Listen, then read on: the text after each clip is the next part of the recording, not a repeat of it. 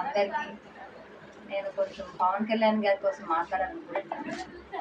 ఒక మనిషిని విమర్శించినప్పుడు అసలు ఆ మనిషి ఏంటి, ఎలాంటి వ్యక్తి, అసలు ఆ మనిషిని అంటానికి మన హరిహారం అవుతుంది, మనం సరిపోగలమా అని ఆలోచించి ఏ మాట నాడాలండి. ఆయన కూర్చుంటే కొన్ని కోట్లు, నించుంటే కొన్ని లక్షల మంది ఆయన పక్కన ఉన్నారండి. అయినా సరే ప్రజల కోసం ఏదో మాట్లాడాలని, ప్రజల కోసం ఏదో చెయ్యాలని వస్తుంటే ముందుకి అనేకమైన విమర్శలు, అనేకమైన మాటలు, అనేకమైన దూషింపు మాటలు.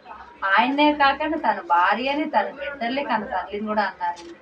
ఈ రోజు భగవంతుడు అనేవాడు బట్టే కదా వాళ్ళందరి నోర్లు ముగించి ఆయన అంత పిఠాపురంలో అంత మెజారిటీతో వచ్చాడంటే ఆయనలో ఉండే విశ్వాసం, ఆయన నమ్మిన జనాలు.